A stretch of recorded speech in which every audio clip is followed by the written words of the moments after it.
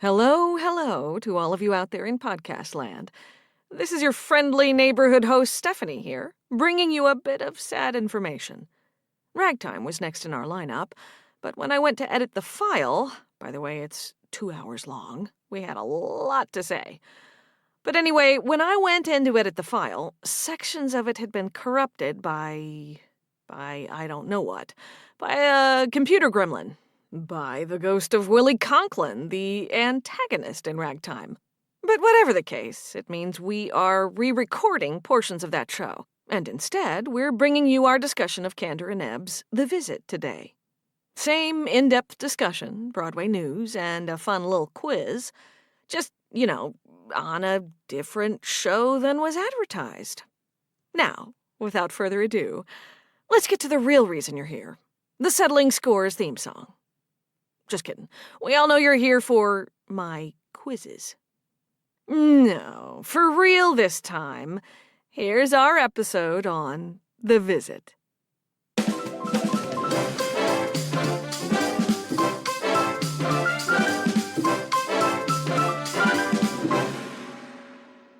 Hello, and welcome to the one and only Settling Scores, the musical theater podcast. We're your hosts, Stephanie Dillard. Hey, it's Lenny West. And Forrest Hutchinson. And we're so glad you've joined us today to hear us bicker and banter about all things Broadway. Today we'll be featuring the musical, The Visit. But first... Talk to me, baby, won't you talk to me? That lovely little ditty sung by another one and only, the amazing Mr. Dick Van Dyke, signals it's time for a catch-up convo, where we discuss any shows we've seen recently and any musical theater news we have to share. Lenny, what say you, sir? I got a couple of things. Seen a few shows recently at our Tennessee Performing Arts Center touring companies.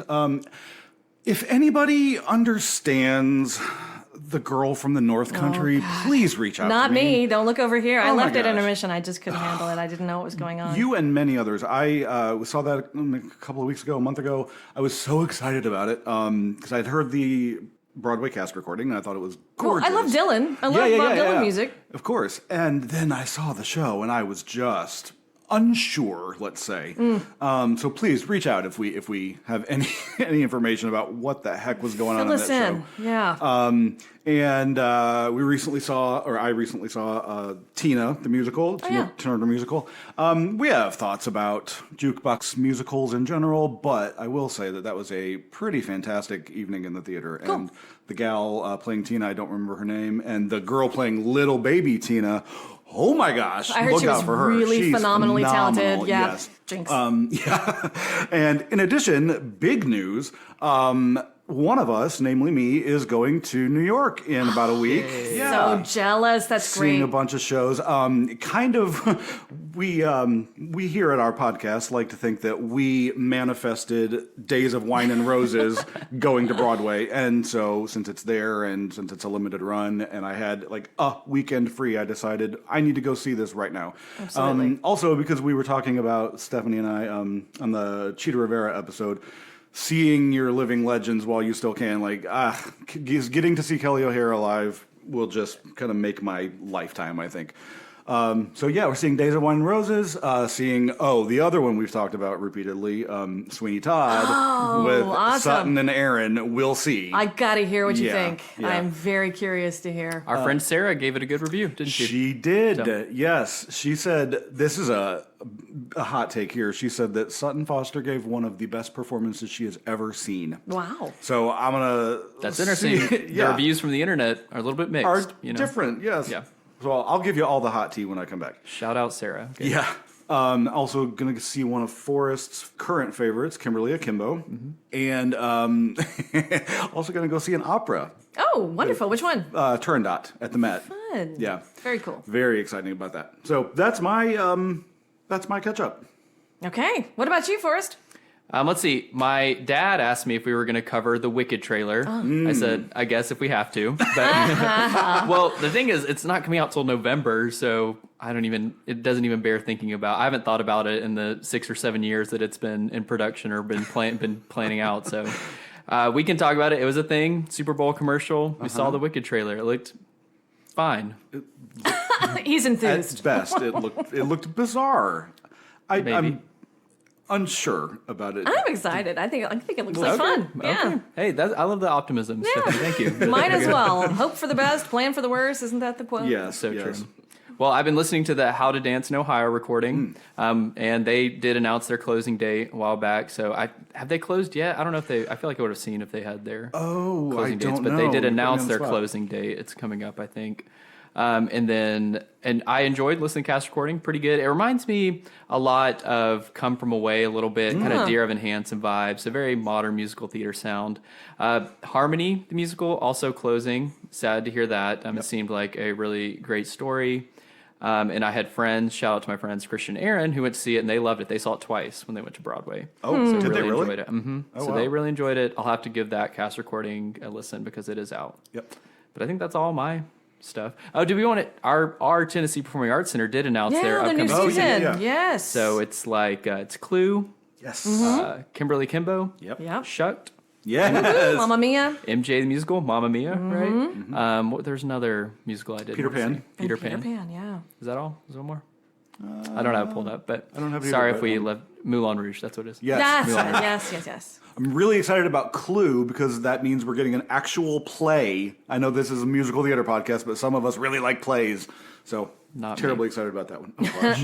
I'm excited about Shucked. I have not seen that. And I'm so embarrassed to admit this, y'all, but I have never seen Mamma Mia. Have you not? No, I never have. Oh, Just wow. one of those Neither that have I, just slip Stephanie, by so- you sometime. Oh, Neither have I. what? You wanna go see it together? Absolutely, Okay. yeah. It is a great time, regardless of how we feel about jukebox musicals and all that kind of thing. Mamma Mia is just a great time. It Go in seems expecting like it nothing, would and you're going to have a be. blast. Yeah. No, I'm Love really it. looking forward to it. Are we going to talk about how you always have to sit on the front row of things? Because I do love sitting on the front row. I'm not going to be sitting on the front row. You don't wanna I sit have on the neck front row? problems, No. and I will have more neck problems if I sit on the front row. Jeez. We need to break you of that habit. Yes, I'd indeed. love to sit in the front row. Okay. That's all I'm That's a saying. discussion for Period. another day. Period.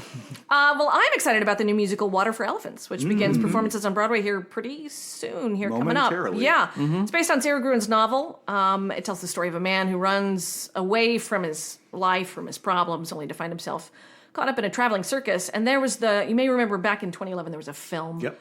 with Christoph Waltz, who I love, of course, Reese Witherspoon. It has a book by Rick Elise, I'm going to say is his last name. Ellis. Ellis. Oh, thank you. yeah. I wasn't sure about that one. He did Peter and the Starcatcher. And music and lyrics are by the Pigpen Theater Company. I don't know much What about does that them. mean? I think I it's don't like a know. group of storyteller. Yes. I've just seen one collective- little collective clip about them. It's seeing that clip of them playing their, kind of acoustic-y instruments, folksy instruments, made me really excited about the show that I was not at all interested in at first. So that's, I'm terribly excited. Me too. I'll say Yeah, that. I'm really interested. And Jessica Stone from Kimberly Akimbo, ding ding, yours, is directing. So I bet you're going to like it. I bet it's going to be good. Yeah, that and then The Notebook are probably Yeah. the two new Excited musicals about The that are Notebook, coming too. up in the next month that we should be looking forward to, probably. Yep. And that's all the news we have for you. And the sound of searing hot flames means we've now come to the part of our show where I present a musical theater quiz for Forrest and Lenny, and of course you, our listeners out there in podcast land, to answer with absolutely no preparation whatsoever, relying only on their prodigious knowledge of Broadway trivia and their lightning-quick reflexes, and Forrest is practicing his hand-dinging right now. Are we ready, gentlemen? We'll see. Yes. In honor of the composer and lyricist of our featured musical today, Kander and Ebb, here are some questions about them and their shows. Number 1. Which of these were jobs Fred Ebb had before making it as a lyricist? This is multiple choice, boys. A. Bronzer of baby shoes. B. A trucker's assistant. C. A department store credit officer. Or D. All of the above. Lenny. I think it's D, all of the above. It is indeed. Wow. Yeah, I yeah. didn't know that. Very Indeed, interesting. D. And he eventually went on to get his master's in English from Columbia and then went on to meet Kander in 1962. Amazing. Fantastic. Yep. Number 2. What Kander and Ebb song became the signature piece for Frank Sinatra? Lenny again. New York, New York. That's the one Yeah. for a bonus internet point. Where was the song originally featured? Do you remember? What was it in? It was a in the movie, film, right? New York, New It York. was in the film, the Okay. Martin Scorsese Yeah. 1977 film, exactly. Number 3, what future Tony winner and fabulous soprano made her Broadway debut in a small but choice role in Kander and Ebb's... Oh, It's Kristen Chenoweth and Steel Pier. I did not even get through the stinking question. Yes, that's exactly right. She won the Tony for portraying Sally in Very Good Man, Charlie Brown. That was going to be my hint. You didn't even need that. Yeah, she was in Steel Pier. She played Precious. I hate that musical. Thank you. That was, well, it didn't do very well. You weren't the only one. Yes. But that was her Broadway debut. That's so cool. I saw her in concert whenever she was at the Nashville Symphony a couple weeks ago. Megan and I did. And she mentioned that. She said, I was in a John Candy musical, Steel Pier, and one guy went, woo! She was like, you were probably the only one that saw that musical. That person who liked it, who saw it and liked it. You were the one, sir. That is funny. That is funny. No wonder you knew it. It was That's true. She did bring it up recently, yes. Ah, that's funny. That's true. Number 4, where did the idea for If You Could See Her from Cabaret originate? It's another multiple choice. Ooh. A, from a circus act Hal Prince saw. B, Joel Grey brought a gorilla mask to an early rehearsal as a prank. C, it came to Fred Ebb in a dream. Or D, Joe Masteroff suggested it after one too many tropical drinks. Forrest. I'm going to get, I feel like it's B or C. I'm going to go with C. Yeah, it came to Fred Ebb in a dream. Okay. He woke up, he wrote it down, and it became the crazy, weird song that it is. I could see it being B too, but yeah, C. That's right, isn't it? Number 5, Chicago was nominated for 11 Tony Awards, but won none, which tied it with which other Kander and Ebb show for the exact same amounts of noms and losses? Oh, that's Anybody? tough. Oh, Stumpy. Take a guess, Lenny. It's not Steel Pier, is it? It is Steel Pier. Yes, very good, very good. You're exactly right. Oh, that's so funny. Another Good Kander one. and Ebb musical, The Scottsboro Boys, was nominated for 12 Tony Awards, but it won exactly 0. So Oh my gosh, it that's bested crazy, Steel in isn't it? Chicago by 1 in the Wow. loss-loser category. It's very That's sad, something, isn't it? doesn't I mean, That's sad. terrible. Interesting. Number 6, who helped Kander revise the book and complete the lyrics for the 1950s murder mystery spoof Curtains after... Oh, Lenny. Rupert Holmes. Very good. That was going to be a whole multiple choice thing, dude. Oh, please go Damn on. it. Wait, who Y'all are are on tonight. Who were the multiple choice? Was Peter Stone So one? it's- Because well, that's what I was thinking. But It was after Fred Ebb's death in 2004, just to Right. complete the thing. So Yeah. A was going to be Terrence McNally, an obvious, yeah, I that thought would've I been was it. going to get somebody with that. B, Douglas Wright. C, Thomas Meehan. Or D, Rupert Holmes, good who options, but yeah. wrote the Pina Colada Do you song. like I know. pina coladas? Of course you knew that. When I saw that tip, I Yes, was like, oh my come gosh, on. that's so didn't crazy. he write Edwin Drood by did, himself? yeah. Yeah, that's part of my little blurb here. It was D. Rupert Holmes, whose previous Broadway title was also a musical mystery, The Mystery of Edwin Drood.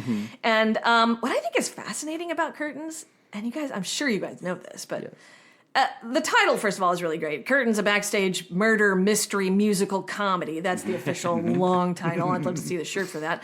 But what's interesting is that the project lost its book writer, Peter Stone. He died in 2003. Fred passed in that's 2004. Then the show's orchestrator, Michael Gibson, died in 2005. gosh. Still, while the project was still underway. What is it about? Well, the show is about a series of deaths during the production of a Broadway musical. But sad, but bummed. Peter Stone was going to be my guess too, so I don't know, but he was dead. So Crazy. Number 7. What's the name of the Kander and Ebb review that features 30 of their songs? Len. The world goes round. And the world goes round. That's right. We're not on Jeopardy. I guess I'll let it fly. Oh, this why, time. thanks. Yeah. Last one. I love this question. And the Broadway bonus question.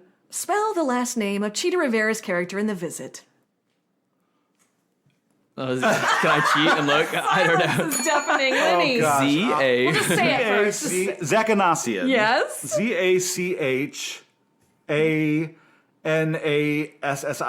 Oh my God, you There's did no it. H. Did I really? You did No, it. That there's was no it. H That's in part- there. No, There's look, absolutely it's right an H. here. It is. There is. Dude, okay, you get a fist bump on that. Amazing. Lenny. Nice job, Lenny. Thanks. It was on the tip of your Zachanassian. tongue, Forrest. Oh yeah, I would have had I it. I knew it too. Yeah, of course. Love that. I think you got me in that one, Lenny. Hardcore A couple did. points. Bit by bit, putting it together. Now it's time to focus on one particular show to go in depth with and discuss, /debate, /argue over with a dash of friendly rancor.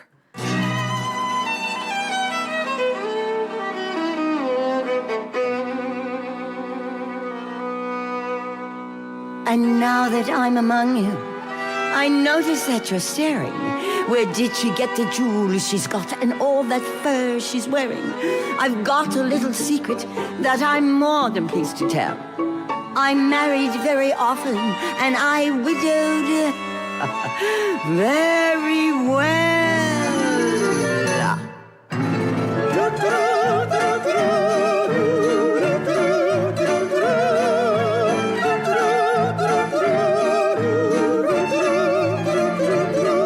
Zachanassian. Today we're going behind the scenes with the musical The Visit. No, not the band's visit, just The Visit. With a book by Terrence McNally, lyrics by Fred Ebb, and music by John Kander. Forrest is going to start us off with a synopsis, and then we'll move into some background info from Lenny. So without further ado, Forrest, to quote Mary Magdalene in JC Superstar, what's it all about? Okay, thank you. That was an amazing introduction. Let's see. So the musical, it takes place in a once bustling town called Brocken, but it's fallen on hard economic times. The whole town has. The citizens are desperate. And when they hear that an older woman named Claire Zachanassian is returning to her hometown of Brocken after she's made her fortune off her husbands who have passed away, who tragically passed away, the town is hopeful that Claire might provide some financial support to them. Unfortunately, Claire is more interested in getting revenge on her former lover from when she was a teenager, who jilted her after she became pregnant with his child. So his name is Anton Schell. He still lives in the town. He's married. He has 2 kids. They're both like 80 years old. So, but when she arrives with her butler and also 2 eunuchs in tow. She offers the town a deal. Anton Schell, she's going to give each citizen like $2 million, and then the whole town like $10 billion dollars, yeah, like ridiculous amount of money, just for one small little deed. The deed is that they have to kill Anton Schell, her former lover. The rest of the show is basically the town's moral dilemma. Do they kill this man to get rich, to get the money? But being the creepy show that it is, after some debate, they kill Anton and they get the money, right? So there's a mayor of the town who's featured, a schoolmaster who sympathizes with Anton. And has a beautiful solo. Right, we love him. I'm sure Lynn will talk about him. But he ultimately follows suit with the town's decision, even though he is, sympathetic to his cause. We get to know Anton's family throughout the show. But also intertwined in the show are young Claire and young Anton, kind of telling the love story as they go along so that we can picture that. They appear on stage to act out the past events and serve as kind of visions of the older couple's youth. Beautiful ballet. Yeah. Gorgeous. And just to kind of summarize, I was listening to one of the producers talk about the show, and he said it's about the richest woman in the world, and she's got a score to settle. And I thought, we're all about settling scores well, there here. You go. So Perfect. I just heard that quote and I was like, I got to include that. You got to use that. That would be my summary of the show. All right. Thank you so much. Mr. West, what do you have to say? What I have to say is that The Visit is an adaptation of a play from 1958 by, and I'm going to totally butcher this name here, it's a Swiss playwright, Friedrich Dürrenmatt, perhaps? Sounds good. Yeah, we'll go with that. It was originally developed in the late 90s, early 2000s as a vehicle for Angela Lansbury. Mm-hmm. It was scheduled for a Broadway opening in March of 2001. However, in 2000, Lansbury had to withdraw from the production due to the illness and then subsequent death of her husband. Yeah. Yep. So... Flash forward a little bit, Chita Rivera was then signed as Lansbury's replacement. P.S. Side note, I heard an interview with Fred Ebb or read something about it. He said there were 3 women who could have played this part at that time. Angela Lansbury, Chita Rivera, Judi Dench. So wow, interesting. That's pretty high praise for all those. And that company, that's ridiculous. But anyway, Chita was signed as Lansbury's replacement. And a production went into rehearsal, for like a regional production directed by Frank Galati, who I think we talked about last time when we discussed Ragtime. Yeah, he was the director of that. Mm-hmm. And choreographed by Anne Ranking. It was staged, and also John McMartin was Anton Schell in that production at the Goodman Theater in Chicago for a 6-week run, opening on October 1st, 2001. Yeah. Well... it received generally good notices, but a Broadway move was not in the cards due to the dark subject matter happening in the wake of the September 11th No one was attacks. flying to see it Right. from New They couldn't York. get anybody to come see it for investments and all that. And they're like, well, done now, I guess. So, flash forward a couple years, 2003, the Public Theater announced that it was going to do an off-Broadway run with Cheetah Rivera again and Frank Langella. But that was canceled again when they also couldn't get financing. So, and right about that time as well, 2004 is when Fred Ebb died. So, okay, we're going to cancel the show again. Well, just kidding. It's an unkillable show, I guess. 2008, the Signature Theater in Virginia produced a production of it. In 2008, the Signature Theater in Virginia produced The Visit again, officially opening on May 27th, 2008, and ran for about a month. Direction again by Frank Galati, choreographed again by Ann Ranking. Cheetah Rivera still hanging on with it, and this time her co-star was George Hearn. Yeah. And then that one just sort of vanished as well. The show it kind of shouldn't have made it, but it did. 2014 is when things really picked up at the Williamstown Theater Festival in Massachusetts. We had a production that ran from July to August 17th, about less than a month, a little bit. Cast featured, again, Cheetah Rivera, this time with Roger Reese as Anton. Also in the cast was Jason Daniely and settling scores apparent fave, Judy Kuhn. We talk about her every show. We sure do. Along with David Garrison and Michelle Ventimiglia, I think, among others. And direction by, this time, John Doyle, who we've also talked about. He directed the 2005 revival of Sweeney Todd. He did a 2016 revival of The Color Purple. Really inventive director. He kind of bent this show and shaped it to what it is today. And that production moved to Broadway. It began previews on March 26, 2015, and finally, officially, after 15 years, opened on Broadway at the Lyceum Theater on April 23rd, 2015. And does anybody know why April 23rd is a significant date? No. Shakespeare's birthday. Hey, Yes. look at that. Again, the cast was Cheetah Rivera, Roger Reese in his final stage performance. Other cast members, again, David Garrison, Jason Daniely, and Michelle Ventimiglia from the Williamstown Festival version, along with new cast members, Mary Beth Peel, who also gets mentioned around here a lot, and I think kind of a newcomer named John Riddle, who we will absolutely talk about later. This production was nominated for 5 Tony Awards, winning 0, kind of like the Steel Pier and Scottsboro Boys and the rest of those. Yeah. The nominations were for Best Musical, Best Book of a Musical, Best Score, Best Lighting Design, and Best Lead Actress. In this reviewer's opinion, it should have at least won 2. The production closed on June 14th, 2015. Roughly a month into the run, Roger Reese seemingly suddenly departed the production with little to no explanation. And I recall at the time kind of reading message boards that his performances were really weird and wild and uneven from night to night. And turns out that during the pre-Broadway run at the Williamstown Festival, he had been diagnosed with an aggressive, fatal brain cancer. Oh, my gosh. Yeah, and he wanted to stay with the production as long as possible. And did I read this in Cheetah's book or some interview? It was like, we have to do whatever we have to do to get Roger to Broadway to opening night, and then we'll figure it out. No. But when I was just reading this last night. It's really kind of gets you where you live. That it got to a point where he could physically no longer do the show anymore. He lost his vision, so he couldn't find his way around backstage. I think it became too difficult for him to speak at one point. Yeah. During the rehearsals, he had 2 brain surgeries. He was going through chemotherapy. Oh my gosh, he hung in through all of that? Sure did. Wow. And Cheetah, in her book as well, said, I'm paraphrasing wildly, but she, after seeing that kind of dedication to your craft, she has no patience for people who, I have a hangnail, so I'm calling out today. Right. Get it together. So anyway, unfortunately, he passed away just a few weeks after he departed the production, and then it ultimately closed as well.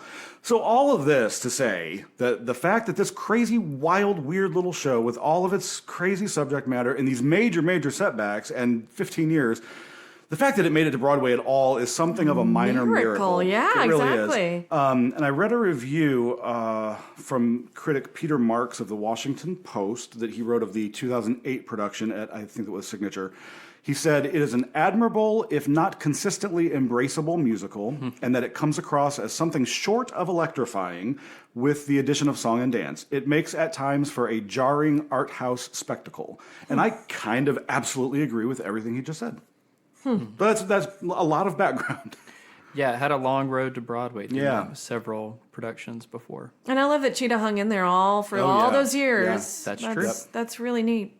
All right, well, now it's time for the curtain call portion of our show. I'll ask Lenny and Forrest questions, all in reference to our feature show of the episode, The Visit, and we'll hear them joyfully agree or agree to disagree. Ready, guys? Yeah, let's do it.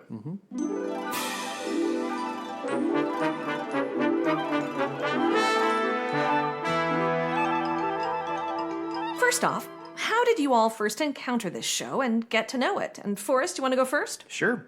This is a first for the podcast. I didn't know the show before Lenny brought it to the table for us to do it. No. Well, I knew of it. I was aware that it existed. We mentioned it in an earlier show, but yeah. And it was on my radar because I was obviously following, theater at least since 2013 or 14. So in 2015, I knew that it had occurred. And I guess it was somewhere on my list to listen to, but I'm so glad that Lenny brought it to the forefront. So that's how I encountered it. Lenny brought it to us, and so I've listened to music a ton now, and then we've watched a filmed version of the Some staging. anonymous person sent us a link to it appeared. Yes.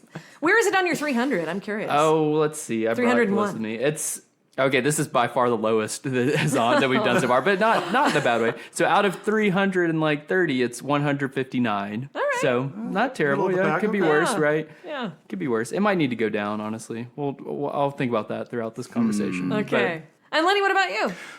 So I remember hearing or seeing an interview with Angela Lansbury in like 1999. I think it was maybe on the Rosie O'Donnell show when that was still a thing, and she was announcing her next Broadway thing was The Visit, and I of course didn't know what it was, but the idea of Angela Lansbury, the legend, coming back to Broadway after being gone for however many years was exciting.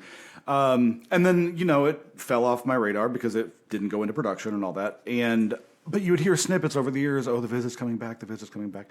And when it finally did, I think it was the Williamstown Festival, I saw production photos and was fascinated because, as Forrest alluded to in the synopsis, it's a kind of a down on their luck, broken down town. So the set is very gray and brown and broken down. Is what I kept thinking, and the lighting was great. They should have gotten the Tony for lighting. It was beautiful. Yeah, so the production photos were gorgeous, and that drew me in. Like I was riveted to whatever was going on. Didn't know anything about the story or hadn't heard any of the music yet, but just the production photos grabbed me. And so I did whatever I could to hear the music. And when the cast recording came out, I just devoured it over and over and over and over. And, saw that video that may be circulating a little bit. And I just sort of, the story itself fascinated me as well. The kind of moral dilemma, how far can you go sort of thing. Just really intrigued me, so I kind of dug into all the different translations of the play and saw the 1964 film with Ingrid Bergman and Anthony Quinn, which is a little bit of a rarity, I think, but if you can find it, I highly recommend it. And there's another musical that came out right about the same time as this one did, or another version of this musical. It was a German language production, a different score, different everything. Really? That looks fascinating as well. There's not much out there that I could find at the time, but also just looked incredible in its own weird, wild little way. So just everything, The Visit, I kind of devoured and became a little bit obsessed with. So that's sort of how I became familiar with the material. Okay, cool.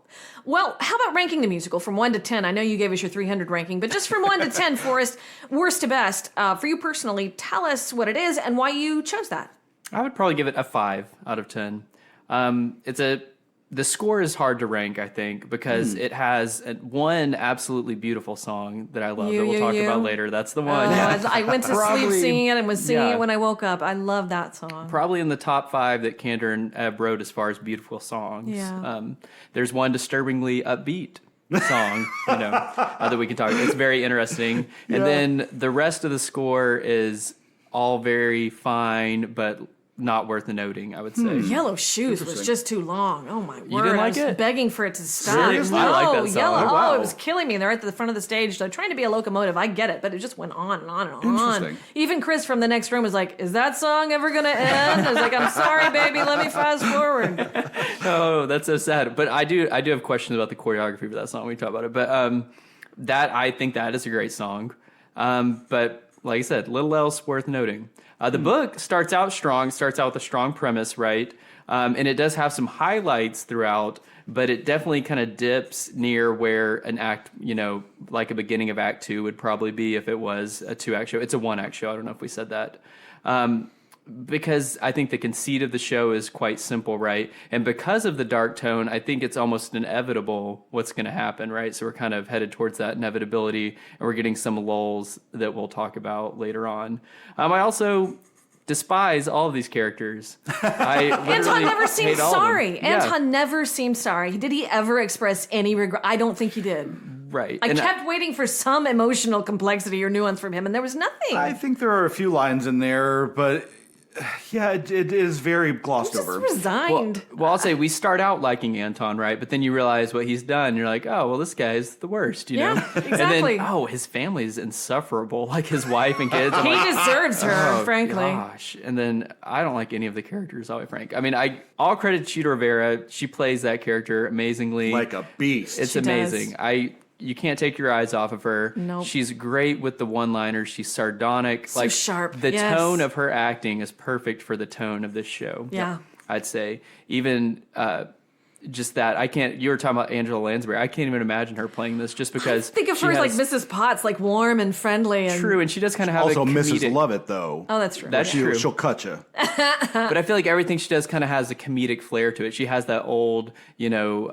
music hall kind of performance style. This to is her. not that role. Definitely not. So I do think Cheetah. I don't wish for Angela. I don't wish for her over Cheetah. I Agreed. think Cheetah played this probably about as well as it can be played. Judi Dench would be very interesting. Very interesting. And maybe as some of our actresses now, reach older age, that role could be revisited. I nominate We can talk Donna about it later. Murphy. But sorry, I got way off track. Lenny, how do you rank this show? 1 to 10. I find it really difficult to rank this show, which is partly why I wanted to discuss it with you guys. And we did mention it twice on the Sweeney Todd episode, Yeah, it which was so assigned random. to me. Yeah. You mentioned it really early Yeah. on for, I don't remember what the reason was, but it was my kind of if-then pick. Yeah. So I thought, oh my gosh, we're mentioning it twice. We got to talk about it. Fine. So on any given day, I could rank this between a 3 and a 9.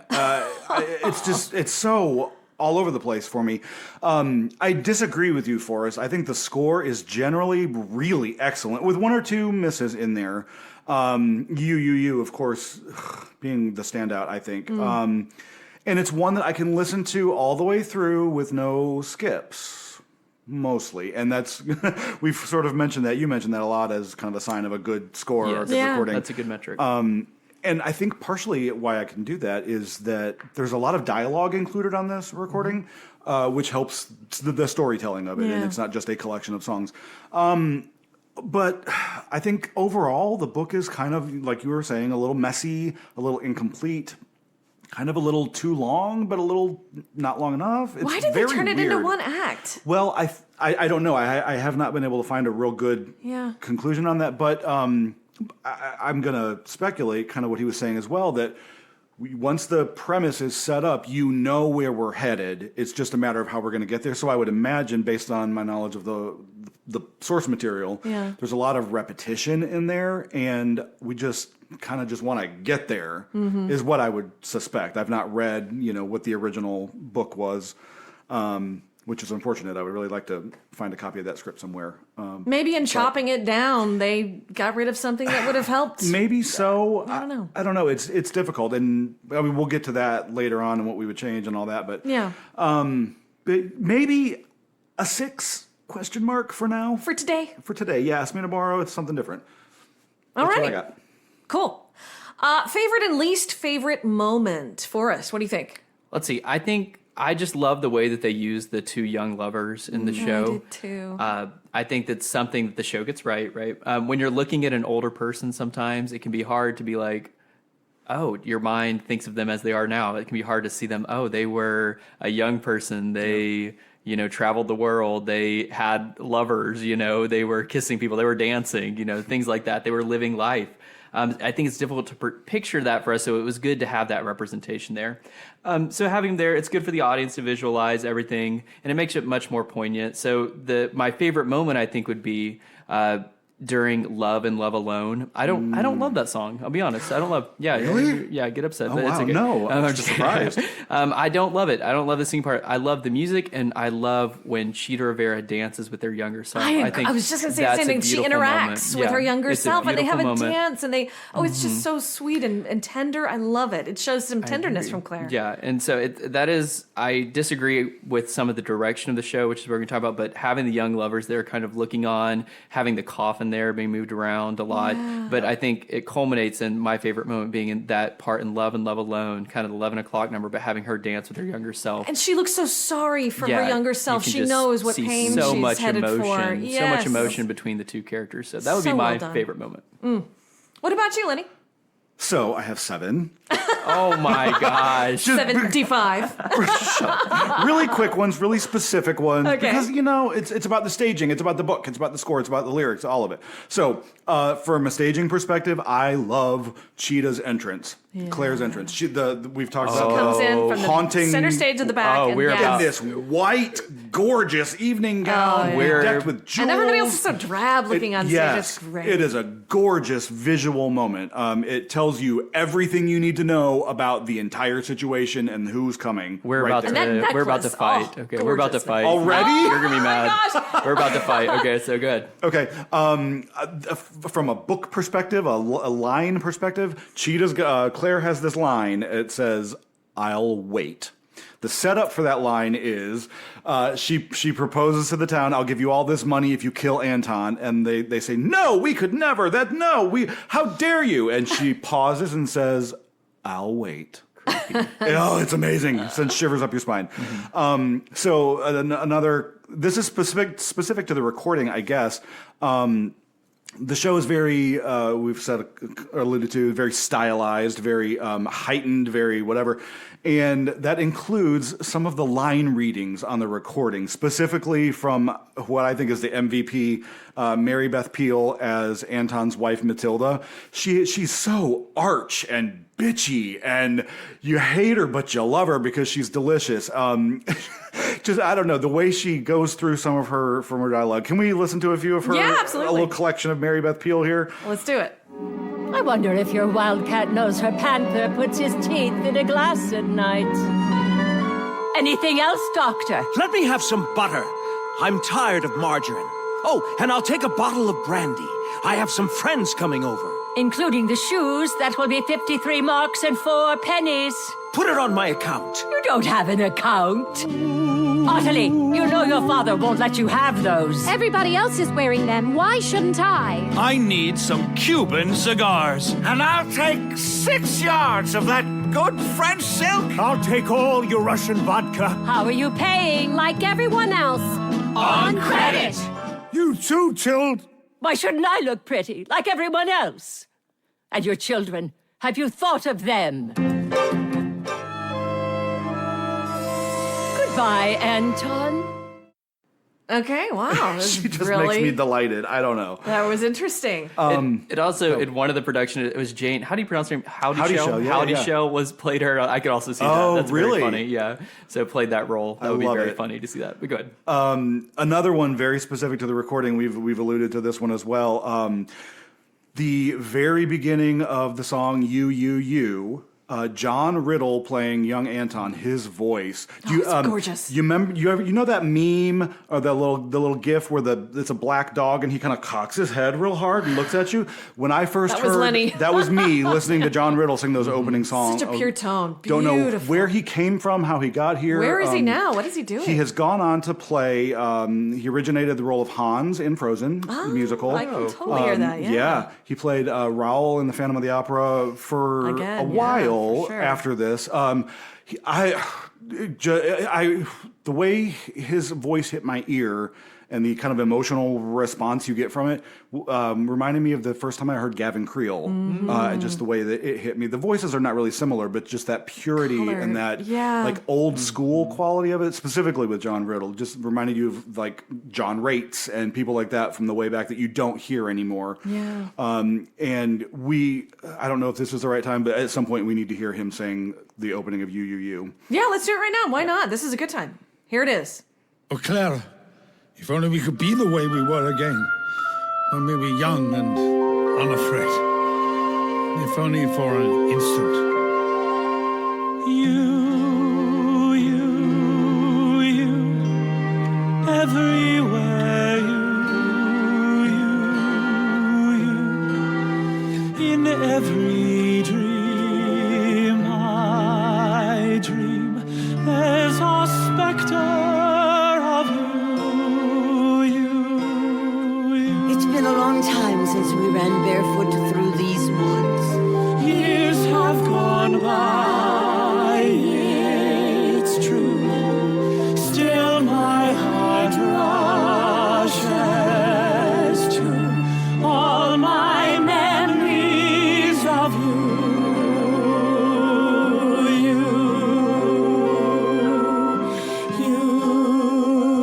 you. Oh my goodness, so beautiful. gorgeous. Unbelievable. Velvet, beautiful. That's the extent of my favorite moments. I don't really have a least favorite moment to talk about. Okay. Do you have a least favorite for us? I kind of skipped over didn't give you the opportunity. No, Do you it's have fine. a least? Yeah, I thought we'd go back and forth. So Yeah, go ahead. Least favorite. I'm gonna just read what I have written here.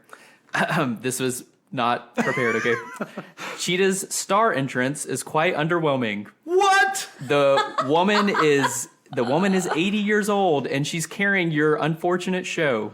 Give her something to work with, is what I wrote. Everyone's standing on stage, Whoa. stock still, staring up stage, and If she comes at the very center upstage and walks down with the most class and grace. The whole time in view and walks all the way up there, has to walk all the way out. In the it was either 2008 or 2001, the one where I think it's 2008, Virginia recording, she rises up from underneath the stage with her luggage and her butler. And I want something like that. I want the smoke. I want it to be whoo.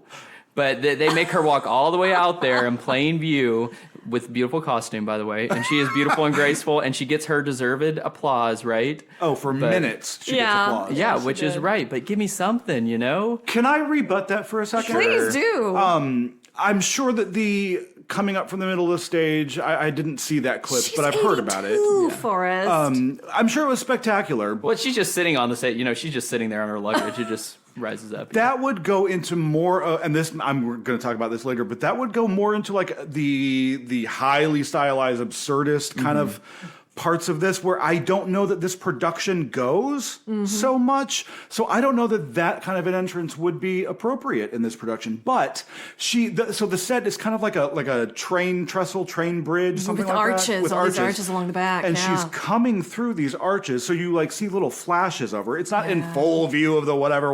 Don't roll your eyes at me over there. I see but the like whites. you see glimpses and you see the beams of light showing at her, and then once she hits a point and bombs it straight down stage, I can't imagine grace, a better class. star entrance. Does she even have a spotlight in that entrance? I don't think she does. She Give has her a all spot. of the lights. Dim the lights and she's then got get her to everything. the center, then spot walking forward or something. Nothing changes. I don't feel like nothing changes in the lighting for her.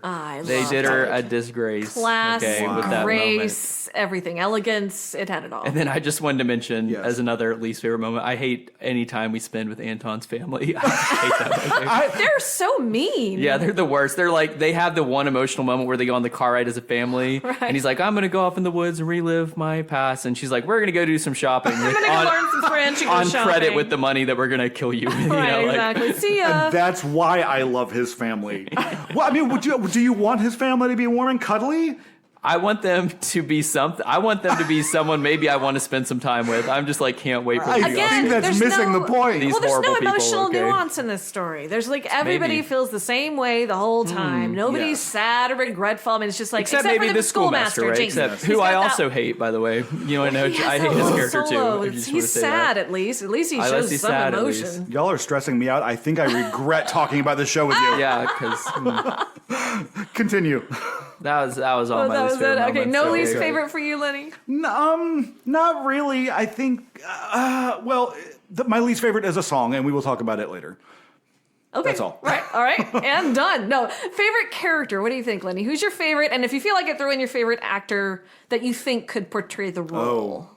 Okay. Well, obviously Claire is probably my favorite. I mean, it's such a meaty role for an actress of a certain age, and that's the obvious choice. I might have said Anton, but I have problems with the way he's written, which I'll get to later as well. So I am going to say my favorite is the Schoolmaster Kuhn, played by Jason Danieli. I don't want to imagine anybody else playing that. He was stunning in every way. He also, the way I talked about Mary Beth Peil with her very stylized line readings, he's got a lot of that going on too. And which may sound kind of weird on the recording, by the way, all this stylization of the way we speak, but when you kind of know the flow of the show and how it's working, it all kind of makes sense. It's not naturalistic, and it's not supposed to be. Right. Yeah. Correct. And I think the reason why I like him, because you guys have already alluded to, is he's kind of the moral compass, and then he fights to kind of stay center on that, and then he obviously, joins the rest of the town in condemning Anton, but I like his struggle. And the song is unbelievable. Yeah. It's called The Only One, right? The Only One, yeah. Should we listen to a little clip of that? Yes. I was the only one. I wanted to help you, but I was the only one in all of our town. I did my best to help. It's murder, I told them. When everyone cursed and sneered, I shouted them down. What kind of people are we? She's making us madmen. How, in the pursuit of gold, can you be so vile? But oh, if Schell is wretched, so are we, they said. And wouldn't it serve us well if Anton were dead? They said. I didn't agree at first, but having it drummed into my head convinced me, Anton. I'm sorry, Anton. Forgive me, Anton. It's gorgeous. Loved it. I've got this note a little bit later talking about another subject, but it reminds me a lot of Molasses to Rum from 1776 in that it's unlike anything you've heard thus far in the evening when you're seeing the show, and it kind of changes the trajectory of the whole thing. It's a great moment. Great song, great performance by Jason Danieli. Agreed. Any rebuttal, Forrest, or thoughts? I'll save. Well, do you want me to do my favorite character now? I don't want to rebut that right now. I do have some rebuttals to that, but we'll get into it in the song. We will rebut later in the show. Favorite character and who you think might be able to play the role better? Favorite character? That's a tough one in the show. Okay, let me tell you. Okay. Okay, who do you hate least? There Let's put it that way. Maybe eunuch number 1, eunuch number 2. I don't know, one of them. Yeah, take it back. Now that you hum that, I hate both of them too. That countertenor voice is so creepy, isn't it? It is Man, really it's strange. good. They do a great job. I mean, they're really good singers. I love it. It is creepy. We've changed. We've changed. Do you recognize the defendant? We're blind. We're blind. By his voice. By his voice, yes. By his voice. At the trial, I was the judge. Chief Justice Courtley. I am Madame Zachanassian's butler now. Mr. Jacob Chicken, Mr. Lewis Perch, was your testimony true? No, we swore falsely. And why did you swear falsely? Anton Schell bribed us. He bribed us. With what? With a bottle of schnapps. And now tell the people what happened to you. She tracked us down. And when she found you, What did she do? She made us what you see. I like Anton, but Roger Rees. I thought I was saying Roger Rees. His performance, I think, is good. High praise. I hate to but like because it's tragic because what we did talk about there is a lot of death surrounding this show too because now Cheetah. Roger Rees died shortly after. Fred Ebb was already passed away. Terrence McNally has passed away since then, which is sad. We still have John Kander with us, thankfully. But sorry, getting off topic here. Isn't he almost 100? He's 96, I think. He got that special Tony. He and Joel Grey got those special Tonys at the Tony Awards last year. That was cool. But yeah, a great artist. So wait, I got off track. Where were we? Favorite character? Yeah, there's not one, but maybe Claire because she's so creepy. And one thing that I think you don't get from the cast recording if you actually watch the show or see the show is her little one-liners, her sardonic one-liners. Yeah. She has eaten up that book. She's eaten up the stage the whole time. I mentioned the young lovers. I enjoyed their characters. They would be fine. I was getting to on Roger Rees before I was talking about sadness and death. I think, and there's recordings of George Hearn playing. Yeah, I would love to hear that. I have not. I'll have to look for he that. has that beautiful bass voice. Yes, I do. And during UUU, it is clearly superior to Roger Rees. Though I like Roger Rees. Like I think where I was getting at when I was talking about it is he seems like he's on the verge. Like he has like a death-like quality to him even then, and probably because he was going through so much, but he has such a desperation to his acting. Which is amazing to see. And I don't know if George Hearn would have had that, but George Hearn does have a beautiful voice. Would love to see I wish there was a full recording of that production. Because she's 14 years younger. And I mean, probably very different. It probably sounded very different. Yeah, and there are different clips, but I'm not, in her role, I mean, the age is just added to the gravitas and to the forlorn nature of her performance, I will say. I don't regret at all that it took those 14 extra years. I'm glad to have it. Let's just mention, too, how old was she? 82? 80? 81, 82? 81, 82 when she's on Broadway in 2015 doing 8 shows a week. 82 years old, people, dancing. Amazing. Originating a role. That's ridiculous. We should all be so lucky. Yeah, I just want to throw that out there. So favorite character, I don't know. You got me. Well, what would you change about the show then, Forrest? What do you think you would change? I want to see the show not directed by John Doyle. Let's be honest, okay? Tell me more. Be specific. Well, here's my thought that I don't know if I fully unpacked yet, but let's do it now.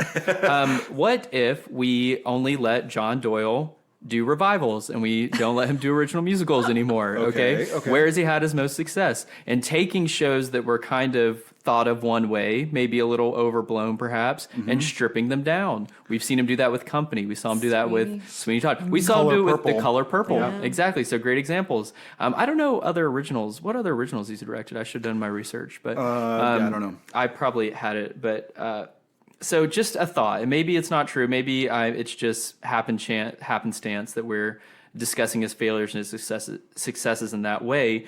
But maybe he's not as good at staging original works that are largely unfamiliar to audiences. So maybe if we get someone who, like with a show like Company, who's a different director, and then once the audiences are familiar with it, then they take it on. I heard someone say that about Sweeney Todd. They were talking about the 2005 recording, and they were saying, I wouldn't recommend it to someone who first listen to Sweeney Todd to be their first way to experience it. But if they've listened to it and enjoyed it, then they'll probably enjoy the 2005 one. Sure, an interesting comparison. So let's talk about his direction, though.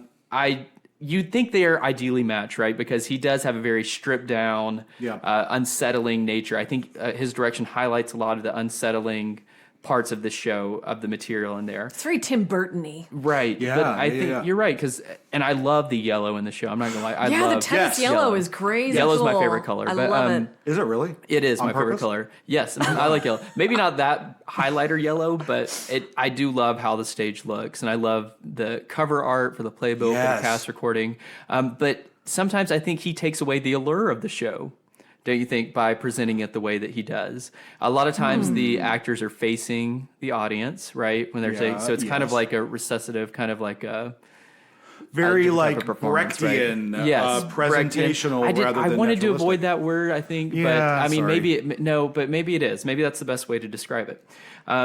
there's nothing alluring about the show in general already. And so he's taking, I think you do have to add something to get audiences in. I said this about the show, and I'd say the only way you're going to love the show is if you want to love it, I think. And that's a tough thing, I think, when selling a Broadway show. Yeah. What do you think, Lenny? What do you think? What That's was an interesting that, way to and put what would that. you change as well?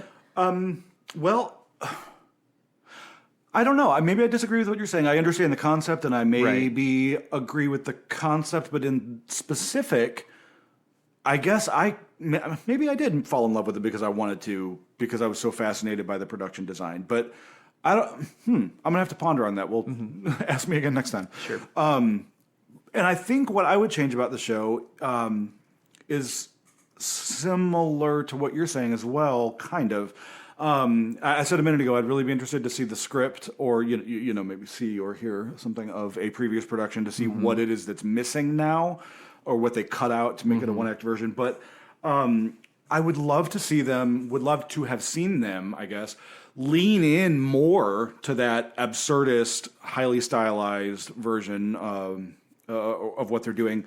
I think that might have drawn people in. Like for example, the eunuchs. They're in tuxedos with these yellow Doc Martens, basically, and sunglasses and mime makeup and bowler hats. Right. Like, that is an interesting visual. Let's have more It's of very that. cool, So creepy. Yeah. And her white dress too. Yes. In that scene, every scene she's in, she's the focal point. like a wedding dress. Because everyone else is in rags, brown. It's like a wedding dress, and then she comes out in her widow's weeds at the end. Yes, that's I didn't totally make what I that thought. connection, That's but what I yes, thought. Yeah. absolutely. It's fantastic stuff. So lean into the absurdity is what I would change. I would also change the character of Anton a little bit, and I don't understand why they went the way they did, because in every previous iteration of the show, Anton is like a well-respected member of the community, highly regarded. He's an elder made him of the such town. a loser. They weren't even going to let him come to the front of the group in the beginning. Right. Yeah. They push him in the back. He's like this milquetoast little, Right. I'm a failed shopkeeper. And his wife beats him up verbally. You can't Which see is what the great. attraction Probably was, physically, or why she too, would yeah. even still care. Why the attraction, Yeah. but more so when she says, why didn't you kill him? And they're like, yeah, why not? Or they would be if he's such a disregarded character. Like, yeah, get rid of him. We don't need him. But if he is a well-respected elder in the there's more community, there complexity, is moral much more complexity moral involved. complexity Yes. there. Yeah. So I would love to know why that occurred. And I may be getting ahead of myself in something else I might change. The song and / scene at the end, toward the end, in the forest again. It's Claire and Anton at the very end of the show. They come and they talk about their past and kind of come to terms with it, why we did what we did. They reveal that she had a child that died. That was Anton's child, of course. And she put all that behind her, locked it away, blah, blah, blah. And she reveals to him, why she is wanting the Brockians, citizens of the town, to kill him. And that is so that she can put him in this coffin that she has brought and take him to Capri on this mountainside where he will be buried, and then she will be buried next to him. And they'll be together forever. Yeah. Lovely find. It just seems like too much of a pat little ending for me. It does, and that is the way that it goes in all the plays and everything as well, or all the versions of the play. There was something about a panther. Didn't she come in with a panther? Yeah. And the panther does the dirty work at some point? Well, yes, that's part of it. That was like it's a menacing. Their way to get around the moral. Well, it was their cute nicknames dilemma. for each other first, Yeah, wasn't it? yeah. She called him, or he called her Panther, and she called it Wildcat. Okay, Yeah, she Wildcat. was Wildcat. He was Panther. Wildcat and Yeah. Panther. That was like their But nickname. in They're the cute. play, in the there's- play, yeah. she comes in with the coffin and like her not her 7 husbands, but her current husband and like the next one, pet and her panther. pet panther, who kind of stalks around. But I also read something that Cheetah, her makeup, her look, her wig, she kind of looks like a panther. She does. In that, so like that kind of That's fun. Yeah, I thought that was interesting too. But they cut. See, that's the absurdist, weird, not naturalistic things that I wish they would add back in. Yeah. To make it more like, whoa, what's going on? Creepy. But all that to say, it just seemed a little too pat for her reasoning, and we're just supposed to accept it. Like when a lovely love song, it doesn't work. Yeah. Sorry to interrupt, Lenny. No, go when she says that line, she's like, "Oh, I'm going to put you in this coffin and take you to Capri." There's like a laugh from the audience, but we were talking about for this show, it's hard to know when to laugh. Like you want to laugh, and you're like, "Oh, that's actually very twisted." Uncomfortable laughter. Yeah. Interesting. All right. Well, my goodness. What else do we have to talk about here? What do you guys think would make it difficult to produce for a community theater? What do you think, Forrest? Do you want to go first, Lenny? All of the things. The subject matter. I mean, it's if you're dark much. Yeah, you're a community theater. You got to make your money and your ticket sales to fund your next show and all this sort of thing. You don't know if you're going to make money on this. It's just so weird. Word of mouth is not necessarily going to be a rave. Just in general, the countertenors would make it a little difficult. It sure would. How many of those you got laying around? You'd probably end up using some altos or something. Probably. Yeah. Also, maybe the most difficult thing is that the rights are unavailable. They're not out there. Yeah, that I could find. I looked everywhere because like I said, I'm obsessed with this show a little bit. I don't know that it's any good, but I love it. Why would that be? I don't know. There are several that they maybe are floppy. They don't do well, and they just never release them. Yeah.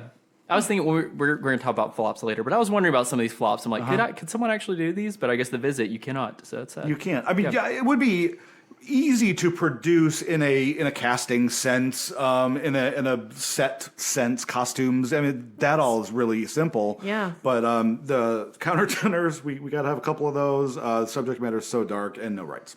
Rough. That's what I got. Yeah. What do you think, Forrest? What would make it hard to produce here in town at a community theater? Right. My thinking was along the same lines. This is not a warm and fuzzy musical. It's one that's going to leave the audience like questioning morality and like looking at each other with suspicion, like, would you kill me? It's going to lead to some awkward conversations on the drive home. Right. Yeah, that is the term, right?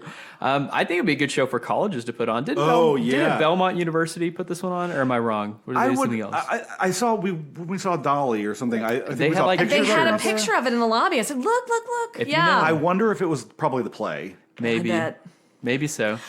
Just to add my 2 cents, I think musically there's some really tight, complex harmonies for the chorus. I mean, it's beautiful choral music, but that wouldn't be easy to put on. I think the lyrics are all very straightforward, and I think the melodies are lovely and straightforward. But the background, if you listen to the background music with the chorus, it's tough stuff. Very tricky, and it's not always beautiful either. It's very complex stuff. And I think that's part of for me, part of the appeal of it. I was going to say charm, but that's not the right word. But part of the appeal because you can listen to a Rodgers and Hammerstein lovely melody, and that's great. But I love something complex and that doesn't sit right, that you have to listen to 5 times before it makes sense. Yeah, you have to pay attention to appreciate it. Totally. Yes. That's why it's hard to be mad at a lot of these songs. We're going to talk about our favorite and least favorite song, but it's hard to say like this is a bad song. Yeah. Right. Can I say we were talking about a college doing it though, but that kind of takes away the gravitas of an older performer doing it, right? You're going to have a 22-year-old playing Claire Zachanassian. Yeah, I would love to see an 8th grade Claire Zachanassian. That would just be the best thing. The Visit Junior. Yes. Middle school performer. We play that game sometimes where we try to think of the worst musical junior we can think of. They can reuse the Annie wig, just dye it black. Dye it black, put it on their head. It would be community theater level or any level. It would be an absolute treat for designers to work on this show. It would be just a ball. Sure. Yeah, and we always have older actresses that need a place to show their stuff. Yes. They're still vital. This They're is a still great around. role for it. 2 great roles actually. The wife of Anton is a great role too, and then Claire herself is probably one of the best roles in the musical theater for an older woman. Can you think of anyone? Maybe we should have thought of that maybe a little bit. Yeah, that would have been a good question. We have to think about it, but once you get past the Mama Rose age, you got to have something. Right, exactly. You need something to do. Sorry, you go ahead. Well, Forrest, what do you think? What is your favorite and least favorite song, and maybe your feelings on the score in general too? Sure, I think if you're picking a favorite song from the score, there are 2 acceptable options. The obvious one, which we've talked about, is You. Just such a beautiful song written by a songwriting team that's not known for writing conventionally beautiful songs all the time. That's true. It's lovely and haunting, and then when the eunuchs join in, gets super creepy. Ooh. Yeah, very creepy. The other song that could be acceptable just because it's another one that's a very good song, but it also like mixes in some very weird staging, very weird emotions. It's the Yellow Shoes number, which is great. Yeah. Can we take a listen to that? Yeah, sure. I'm just going to be over here in the corner holding my ears. Yeah. Yellow shoes, look at me wearing my yellow shoes. I have my answer. Got me a pair of those yellow shoes, finally feeling secure. It's not what you're thinking. Thank you, God, now that you know that I'm so well shod. Don't you agree that it's really odd? Folks used to think I was poor. People who call themselves the elite are people who take good care of their feet. So I'm strolling in yellow shoes, light as a feather in yellow shoes. Hell-bent for leather, they keep out the damn. Say I'm no tramp, I walk like a champ in yellow shoes. That was Yellow Shoes. Yeah. So it's you can hear it's an upbeat number, right? Sounds like it's a fun number, like it could be, an Act 1 finale type. But the sinister undertones when you know the story. Sinister is the right word. Right. I love that. And that's exactly what Kander and Ebb are known for, Yes. I think. You got to think of songs like Where You Are from Kiss of the Spider Woman. That's another one that Cheetah was in. And she's, dancing a wild tango. It's a wild dance number, but really, it's all in a guy's head and he's in prison. Yep. Or like the Scottsboro Boys. Pretty much any song in that had sinister lyrics going on at the end. The title song from Cabaret, right? That's the classic example of just a fantastic song that's so upbeat, but the emotional turmoil going on underneath. So I think Yellow Shoes is just another addition to that canon. The other song I wanted to highlight was Look at Me, though it's built on reprises of all the earlier numbers. So Anton has a song called I Know Claire that I like. It's a little simple, but great song. And then it layers that with You, and then maybe one other, what other song am I missing? There's a couple of them in there. But it's just a beautiful reprise of those songs. I have it marked as a standout as well. Yep. All right. Well, what about you, Lenny? Generally speaking, I think that this is one of Kander and Ebb's strongest scores. I would put it very different in style, but I would put it right up there with Cabaret in Chicago. It's got everything, like Forrest has already said everything that I have noted here to say. It's everything we've come to expect from Kander and Ebb. It's sinister. I have cynical. It's moody. It's like the Kander vamps, that he's known for. Bump, bump, bump, bump, bump. Every song is a vamp. Some weird waltzes in there, too. Yes, it's crazy. The songs that are saying one thing and doing another, like he was talking about with Cabaret. I love that this is also, how do I say, like Chicago and Cabaret they have their like diegetic songs. They're songs that happen naturalistically within, or as performance songs within the show, and then they have their the book songs and the performance songs, I think is what I'm trying to say. And they have them in The Visit as well, even though there's no weird, overt performances. It's but like if you think about it, the kind of opening number, Out of the Darkness, and then that sequence that is a mask and Winter and the one that the eunuchs sing, those are sort of performance songs as well, and they have a different style and a different sound to what I'm calling the internal monologue songs, like You, or Look at Me, things like that. And I love that juxtaposition as well. You're asking me my favorite songs in the score, Forrest has already named them because they are the best songs in the score. My favorite is actually Look at Me for all of the reasons that he said. And because John Riddle, again, he does this, I don't know the correct term for it, but he kind of like tremolos up to it somehow. Ornamental, sure, that's a great up, word. Yeah. That little moment is one of my favorites, but that and You and Yellow Shoes I have down here as one of my favorites as well. What do you think about the staging of Yellow Shoes? Stephanie was kind of questioning that. I don't know if it's the right time for it, but because I found it a little wanting too. I don't know what I wanted from it, but it didn't meet my expectations. I kind of when I listened to it, I kind of wanted a dance number of some sort, and we didn't get that at all. But then again, that's kind of not what John Doyle is known for, right? I mean, his company has no dance in it at all. Sweeney Todd, no movement really. Color Purple, I'm unfamiliar with his version other than the recording, so I don't know. But I wanted a little more movement, and the choreographer of the Broadway production, I don't think I mentioned, is Graciela Danielle. She's done a lot of stuff. Yeah, too. she's renowned. She worked with Fosse and Michael Bennett. And all of them. I think she was. Correct me if I'm wrong. Somebody out there. I think she was in the original Company of Chicago. I don't know. I'm gonna have to check myself on that.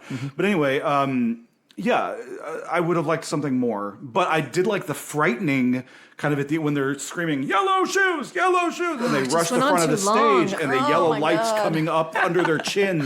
I like the yellow lights. It was a frightening image. I think. What did I tell you? Who did I want? I said I wanted it to look like Pippin when they did the original Company of Pippin when they do the hands. Have you seen that, Stephanie? In Magic to Do, they have their hands. I wanted the shoes to be like that, like floating. Like I think they kind of worked like that. I mean, they're this fluorescent yellow almost with everything else in the grays and browns and drabs. That's all you can see. That's a good point. Yeah. And I love. We all steal from better people than us, or from what came before us. And I remember the musical dance piece, whatever, from 2000, Contact, that won Best Musical at the Tonys that year. Susan Stroman choreographed it, directed it.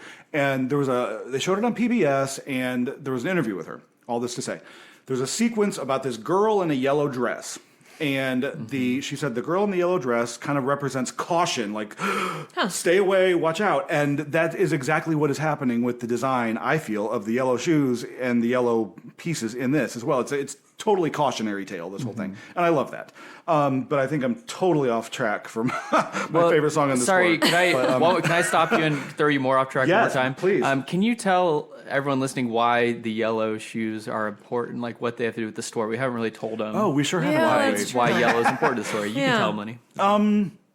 So Anton Schell, he runs a shop, and all the yellow shoes, and I think there's a yellow tennis racket, and she has a yellow fur shawl. stole. Yes. Yeah, that is really expensive stuff in his store that nobody has the money to buy. So at a certain point, after Claire has made her proposal that I'm going to give you $79 trillion to kill Anton Schell, people start coming into his shop and buying the yellow shoes on credit. Yeah, that's a whole thing. Yeah. So Anton's like, oh, they're going to kill me. And they're like, no, we're not. But give me some of that Russian vodka on credit. Just in case, right? Yeah, it's amazing. Right. When Anton asked him, he's like, I want to see your shoes. And they have the yellow shoes on. Yellow shoes, yes. So it's like a sign of betrayal, like the choice they've already made. Right? Materialism, betrayal. You can draw a lot of conclusions there.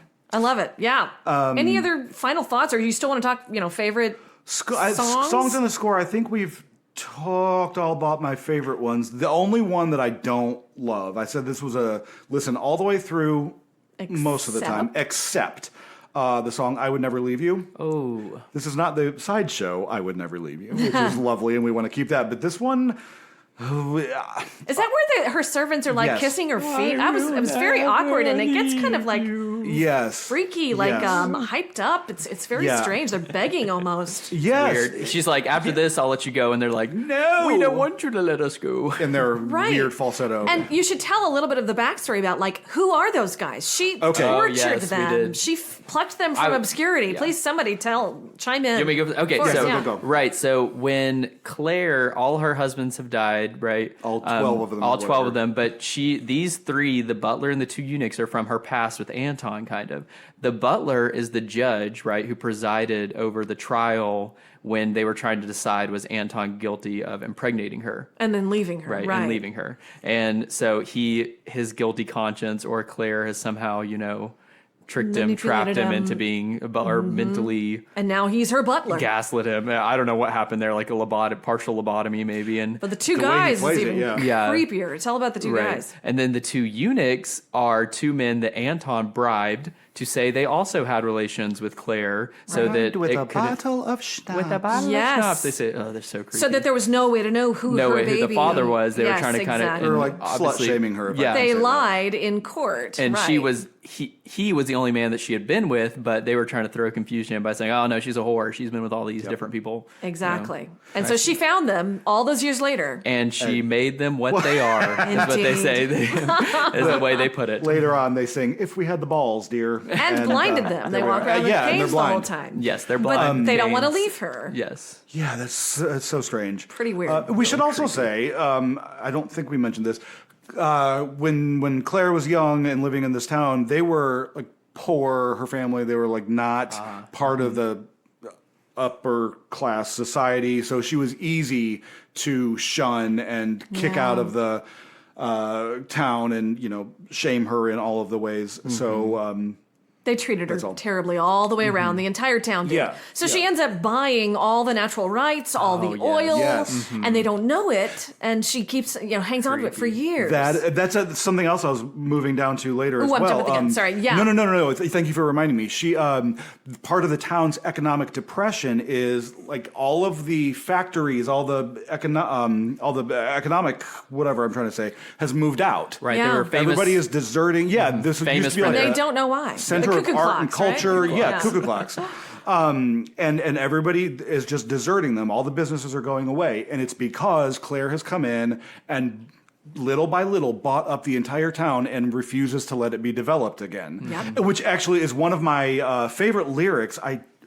So good. It's in the song A Confession, where she is then telling everybody what I have done here. I'm buying up the whole town.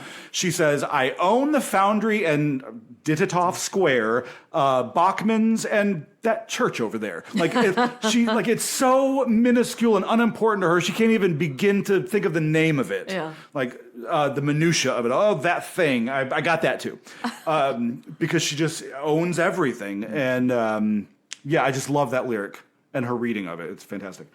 But let's go back to Love and Love Alone, if I can. I'm interested why you are not a fan of that song. Sure. I mean, it's not my least favorite song. I just think it's a little simple, like the rest of the score. I think it's a little forced. I don't know why she's singing it right then. Does that make sense? Those are really and then it just doesn't grab me. The song, I think it should be, if that song and that spot needs to be the 11 o'clock, showstopper. And what's the showstopping is the dancing, obviously. And I guess the music is a good enough showpiece. The lyrics don't really mean anything. I guess. Oh, are you sure? You kind of. I guess it makes you reflect on the rest of the story and her life. But to me, I want a better song there. I want something more. So I'm going to absolutely rebut that. Okay.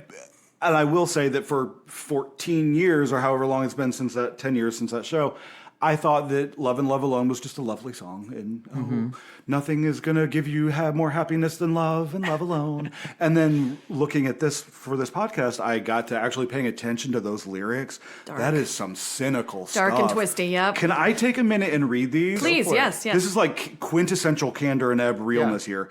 When you're young, feeling oh so strong, what can prove you wrong? Love and love alone. When the sun seems forever bright, what can dim its light? Love and love alone. So beware, young love, lost in a kiss. There is a truth, young love, simple as this. Every fond hello ends in goodbye. What seems certain to live will die. So enjoy all the time there is. If you're his, be his. Make each day your own. For when tomorrows come and your heart is stone, what has made it numb? Love and love alone. Dang. Yeah. Yeah, when I actually really listened to those lyrics, I'm like, insert knife and wow, turn. yes. You know why you don't listen to lyrics, though? Because the melody's so boring. I think the music is absolutely lovely, which made me never listen to the lyrics. That's why. No, I think it's opposite. I think it's so boring. Is that verse 2? I don't think that's the entire That's song. the whole thing, yeah. And it doesn't need any more than that. It tells you everything that Claire Succinct. thinks in that song, everything maybe Kander and Ebb thought in that song. I don't know. I agree. Those are good lyrics, and I that's- didn't pay attention to them, so I'll back off a little, but...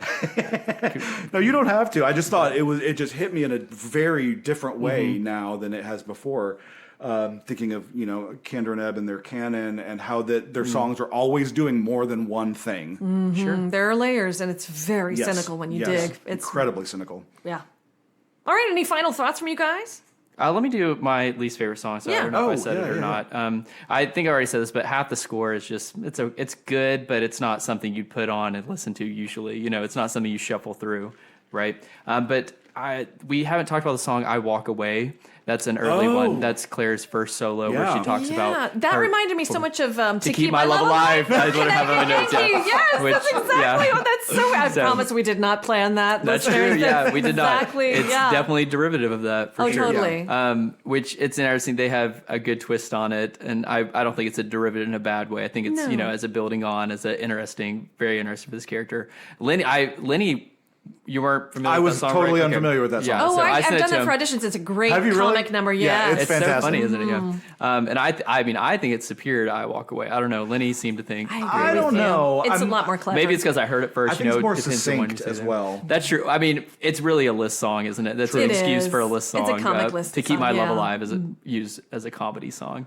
But I just wanted to point that out. It's not my least favorite song. Well, I'm going to point out also, since we're talking about that song Sure. that you made me listen to recently, go on the YouTubes and find a clip of Elaine Stritch singing it. Oh, I should. The best ever. I should. That's a good idea. It's very funny. Okay, go for it. Continue.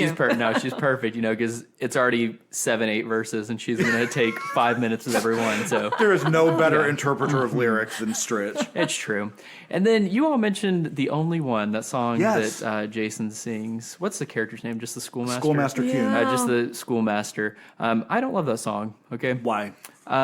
It's over dramatic. It's over the top. I was the only one, and I'm like, oh my goodness, calm down, okay? And I don't think I like the schoolmaster's character. I don't think I guess he is the most honest, but at the same time, I'd rather you be honest like the other people and just sell him down the river than pretend to have some moral high ground and then equivocate on it. I don't think he's pretending. I think he's really trying I to. agree with Stephanie on that.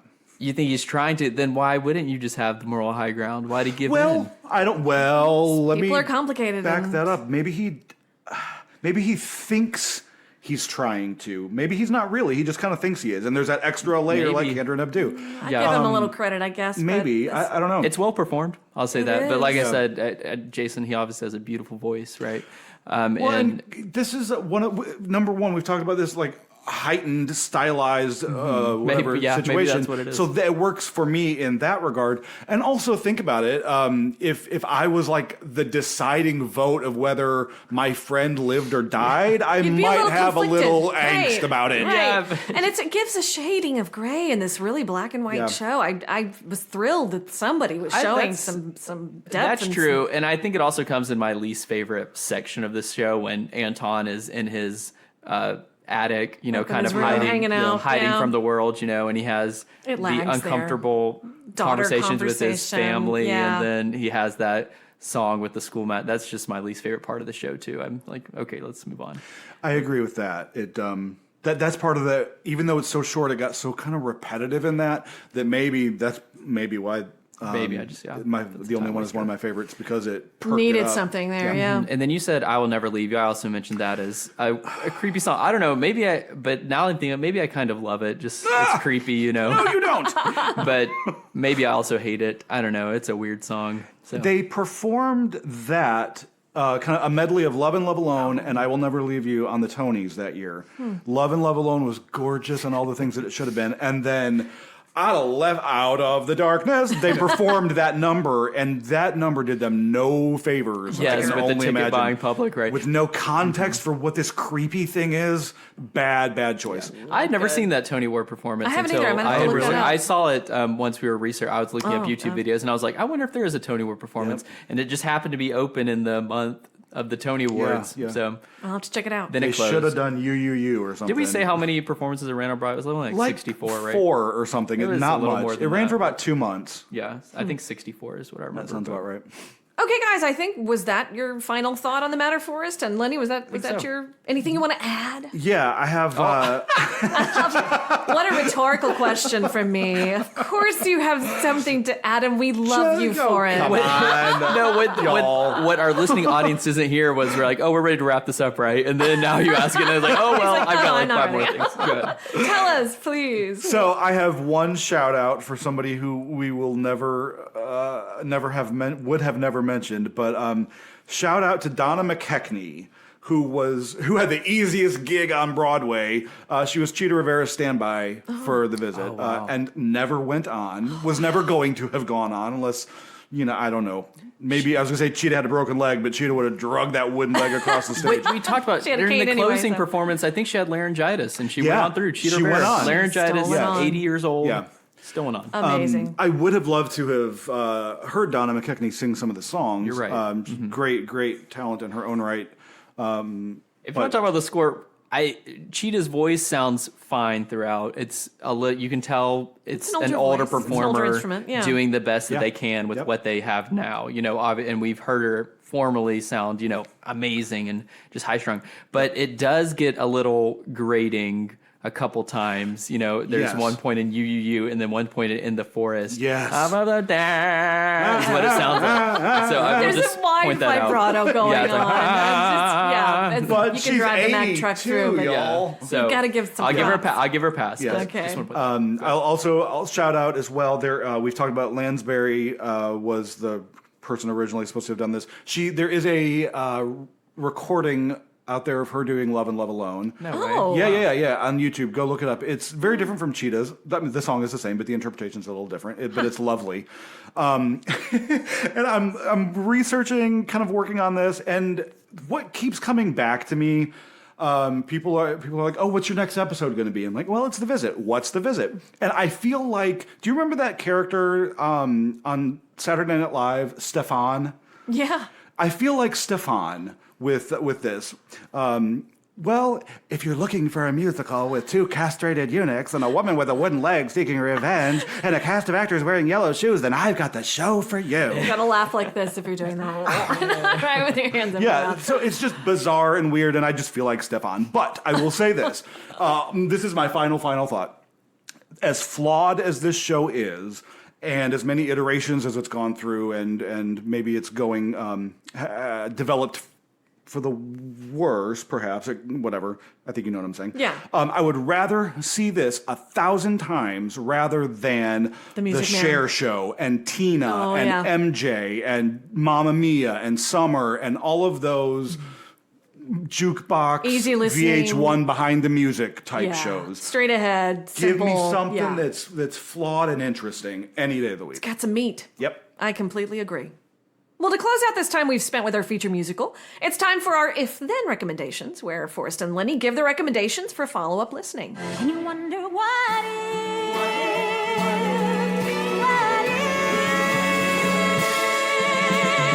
All right, Forrest, what do you think? I think if you enjoy The Visit, you really can't go wrong with any of the Kander and Ebb musicals. I think most all of them have that similar tone of, showbiz niceties on the outside and the sinister undertones. But Cabaret, Chicago, the Scottsboro Boys is very much in line with the tone of this show. It's like a minstrel show, kind of, but all the time, it's the performers who have been locked away for this crime. But the one I wanted to highlight was Kiss of the Spider Woman, which I did mention earlier for that song. But it's a great one featuring Cheetah Rivera in her prime. And, well, her prime lasted for Maybe about slightly 50 past, years. yeah. She's 6 years old. You have to go watch the video of her doing Where You Are at the Tony Awards. She's in a white tux. She's in a white tuxedo, and she is doing all kinds of moves that I can even hope to do now at my age, Y'all, Crazy. Cheetah's got BDE in that She's- number. I'm telling you what. I don't know it. Oh, wait, no, I I do can't know what that say is. it I on do air. know. Never mind. Fantastic. And it's also a dark tone. But the other one I wanted to highlight, sorry, I did do two. Pull to Lenny, okay. I hope I don't steal any of yours. We didn't talk about this before. But how about Follies? Is that where? Oh, Lenny's laughing. That might have been his. Okay, well, we could both talk about His it. face is turning red. Is it yours? Do you want to talk about it? Okay, He's Follies. laughing so hard Okay. he can't catch his breath. Sorry, Follies with the older performers Yes. looking Yeah. back on their past, on their younger selves. For and they sure. even have the younger selves acting out Their scenes of their relationships. life, right? So Yep. very similar. With Follies actually has a lighter tone than The Visit. Yeah. It doesn't have like the deep moral quandary thing, but it kind of leaves you with the same feeling at the end, like, wow, all our lives are hopeless and we'll never find happiness. A cheery, happy feeling. So those are my two. What do you think, Lenny? Lenny. Well, my first pick was Kiss of the Spider Woman. Oh my gosh, that's hilarious. 1993, Kander and Ebb, Cheetah won her second Tony Award. It's a great musical with dark themes, but performed with light, fluffy music. So there's that.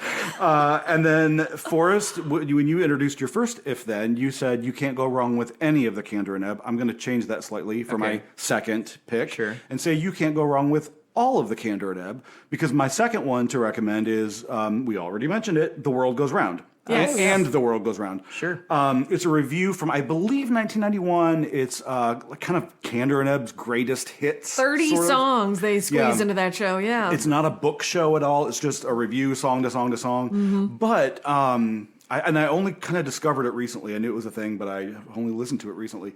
It hangs together really well as a listening experience. There is no story, but you can kind of feel a story under there. Somebody can see how it would be staged.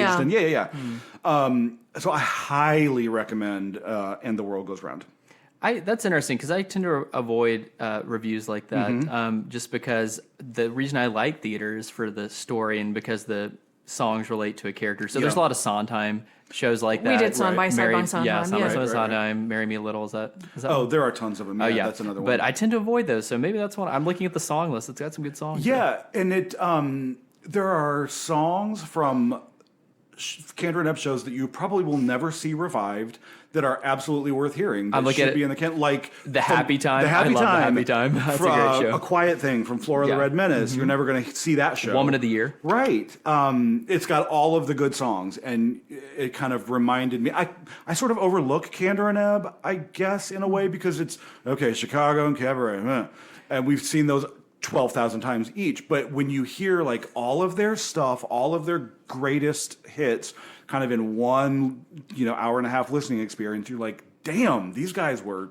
special. Yeah, and you can hear some lesser-known gems. Absolutely, 100%. I forgot to, I don't know when I was going to mention this, maybe during Score. I think Kander and Ebb are the worst of the best composers of the Broadway Golden Age.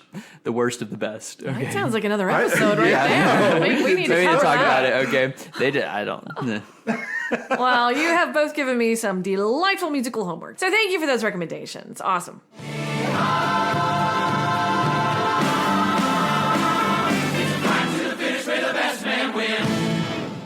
And now it's time for the Battle Royale portion of our show, where Lenny and Forrest take on a musical theater topic of their choosing to discuss and debate and delight us all with their wit and wisdom. Since the visit was, unfortunately, by almost all definitions, a flop, today they want to ask the question: if you were to put a quarter in the Broadway time machine and go back and see one flop musical... One-ish. Which is it and why? Lenny, why don't you start us off? So, first of all, Forrest, can we discuss and determine what constitutes a flop? Yeah. Oh, yeah, I guess there's definitely... So, the definitive book on flops is one called Not Since Carrie by Ken Mandelbaum. And because Carrie the musical was such a notorious flop, one night, one performance only, I think, flop. Maybe it was more than one. Five, yeah. And they were lucky to get 5, let's be honest. But he tells, and it's true, that there's not one way to define a flop, right? I would say for our purposes, probably a show that ran less than 100 performances, didn't make its money back, but a lot of shows don't make their money back, to be fair. All of Sondheim, pretty much. There's a couple outliers, but most of his shows in their original productions did not make their money back, so a lot of them could be considered flops, right? So we would say under 100 performances maybe, didn't make their money back, definitely, and got bad reviews. And that I'm talking about newspaper reviews, New York Times, right? What do you think, Lenny? Is that kind of... Yeah, I think that's valid. I didn't adhere to the 100 performance rule on mine. Yeah. That's why I'm saying one-ish. Yeah. So my first quarter, I have two tokens for that machine. 2 quarters. How did you get 2 quarters? I found one, like a golden ticket kind of a thing. My first one maybe is not technically a flop, but it certainly didn't make its money back. And since I do have the option to get in the Broadway time machine, I'm going to just take the opportunity, whether it's valid or not. I am going to go see Follies, since you mentioned that. Massive production. It's sort of a legendary original production. Probably not technically a flop. It was artistically sound and artistically revered at this point. But I think, what am I trying to say? Hindsight's 20/20 on that one, more so than at the time. I don't think it was appreciated. So it ran under a year, but is legendary and. So that would be my first one. But my second one is the flop to end all flops. It had the book written about it. It's Carrie. I am absolutely going back to 1988 and seeing Carrie. You stole Carrie. his thunder, Forrest. Sorry. No, I mean, we decided the other day what we were going to ask, and there was no question about which way I'm going. Answer, it's obvious. Because, and we've talked about this in regards to Steel Pier specifically, flops are interesting. Train wreck flops are interesting. Yes. Steel Pier might just be boring. And we don't want that. Yeah, we were talking about the rink, right? Because I was like, I'd rather see a beautiful disaster than, Yes, beautiful disaster. You have a great way of putting that. And I think Carrie is the definition of a beautiful disaster. That original production had Betty Buckley at the prime of her vocal ability. Debbie Allen and her crazy choreography and staging. Set is notorious. Everything about that is notorious. Infamous. It's wild. There are absolutely videos on YouTube that you must go watch. Watch the Stratford, London production, which had Barbara Cook playing Margaret White, which is a very different Margaret White than Betty Buckley's on Broadway. Barbara Cook almost got decapitated by the set in London. Oh my God. Yeah, just like notorious in every way. Yeah, I don't even feel bad about plugging that bootleg. Go watch. No, absolutely. Drop what you're doing. Go watch it. And there's God bless the sound guy for the final performance. He recorded the show. Through the soundboard with their mic, so it's not just like an audience recording. Right, yeah. It's as close as we will ever get to like an official recording of that show. Betty Buckley is on fire. The whole cast is on fire. It was just so good. Carrie is where I'm going. Okay. Oh, man. Forrest, what do you think? There were two that I thought definitely you would say, or maybe I would say, but I think Anyone Can Whistle. We would have loved to see that one with the lovely Angela Lansbury. And Merrily We Roll Along. Oh, you found two tokens too. Yeah. Well, no. How lucky. Unfortunately, those aren't the two that I picked. I was saying those were what we should have picked, but I did not pick those. Okay. I think this one's a pretty well-known one. Mac and Mabel. I think I would have loved to see that original cast of that one. It had Robert Preston and Bernadette Peters in it. And it had songs by Jerry Herman, who did Hello Dolly and Mame. Yeah. And so and when you listen to the recording, you're like, wow, this must have been a smash hit. Nope. Only ran, less than 100 performances, lost all its money. Huge flop. They've staged it again. They've staged it in London one time, and then it was an off-Broadway revival, maybe, I think. But they've staged it multiple times. It never works for some reason. I guess it's the book but the score is just full of beautiful music. Yep. And you're just like, man, it's hit after it's a no-skips one. Definitely. So that would be my more popular one. I did have one more. Sorry, I found That's okay. Go ahead. No. There's one called Pretty Belle. Okay, I don't know if you never heard of that. It starred Angela Lansbury. Yeah. Okay, and music by Julie Stein. Oh, yeah. And Bob Merrill. Is it Belle or just Bell? Pretty Belle with an E. With an E at the end, yeah, like a Southern beautiful, belle, like a Southern belle, yeah. Gotcha, but it's one word, so I don't know. Is that a common phrase? But it's based on a novel. And Gower Champion, who directed, hit after hit, directed it. So all these famous people. Angela Lansbury is the star. It closed out of town, didn't even make it to Broadway. Okay, it was around the same time as Follies because I think they were kind of competing, like who's going to get a Broadway theater. But then they closed that in Boston. They were both in Boston at the same time. Okay. Because I read that in the what's that? No, Anything Was Possible. Yes. Is that the name of the book? Or? Yes. Everything was possible. Yep. Yeah. So this show, I don't even know. Go look it up. I can't describe the plot on here, but Angela Lansbury is a show you would never picture in. I have the recording, and I love the recording. I think it's probably one of my favorite Julie Stein scores, besides Gypsy. Really? I don't love him, but I love Gypsy, and then I love Pretty Belle. It's hilarious. There's a reason it never made it Broadway. It'll never be revived. Probably all the creators, anyone involved wants to forget that it existed, but they can't because there's a recording. So I'm unfamiliar with it, other than it happened and that Lansbury was in it. So take a listen. I'm going back in time to see it. So awesome! I'll see you there. Goodbye.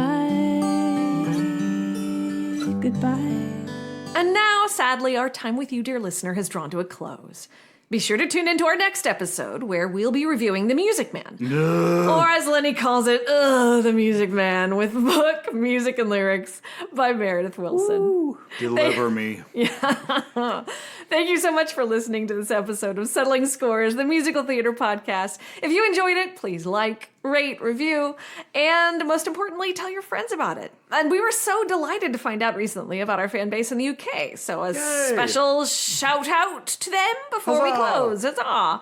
And if you'd like to share your thoughts on Lenny and Forrest's strongly held, fiercely dependent opinions and about musical theater, you can find us on Facebook at facebook.com/settling.scores.podcast or at Instagram at simply Settling Scores Podcast. Yeah. Who knows? We might just quote you on an upcoming show. Sure. Absolutely. We'd love to hear from you. Give it a listen. If you disagree with us, please let us know. Let us know. Take him down a peg for me, guys. So true. Yeah, we're on our high horse. Until next time, this is Stephanie. And Lenny. And Forrest. Saying farewell. See you later. Farewell.